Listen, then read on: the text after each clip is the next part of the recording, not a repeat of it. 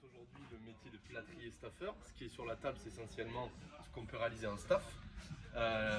Le plâtrier, pour bien différencier, cloisonne, isole et enduit les murs bruts d'une maison. Et le staffeur, lui, vient les décorer, vient orner tout ça. Donc on vient réaliser des moulures, des corniches, des rosaces, des trumeaux de cheminée. On peut faire du moderne, de l'ancien. Et ce qui est commun au métier de plâtrier et de staffeur, c'est le matériau, c'est le plâtre. On utilise du plâtre à mouler, qui voilà, vraiment mélangé à de l'eau devient après ses ornements. Et pour armer et fixer, on utilise de la filasse, qui est du sisal en fait, c'est une fibre végétale naturelle. Ça vient de la plante d'agave, cette espèce de cactus. À peu près 200 ans que les choses n'ont pas beaucoup changé dans notre métier.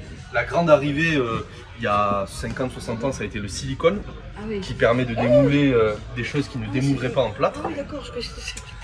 À l'époque, ils faisaient des moules à pièces, ils moulaient à la terre, mais le silicone nous a permis de réparer beaucoup de choses plus facilement.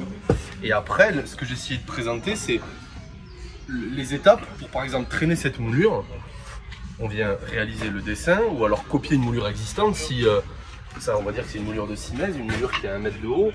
S'il y a eu un dégât des eaux, qu'elle est abîmée, on vient créer une fente. On rentre une feuille de zinc dedans. Avec la pointe à tracer, on vient relever le profil. Une fois qu'on a ce profil relevé sur le zinc ou alors sur un papier, on vient le tracer à l'atelier sur une feuille de zinc. Avec cette pointe à tracer, on vient marquer notre zinc, on vient vraiment tracer les formes. Si on a des courbes à faire au compas à pointe sèche, on vient tracer et en passant plusieurs fois, on vient fragiliser le zinc. Et ensuite, avec toutes ces petites limes, on vient tailler notre profil.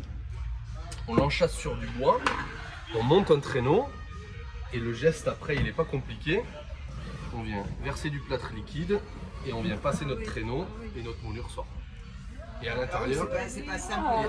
l'intérieur, vous avez la filasse, vous voyez, qui sert d'armature parce que sinon ce serait très très cassant quoi.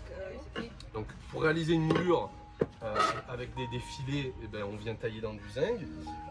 Si on a de l'ornementation à faire, s'il fallait créer cette fleur, vous venez la travailler à l'argile. Vous faites votre moule en silicone par-dessus, vous sortez tout ça,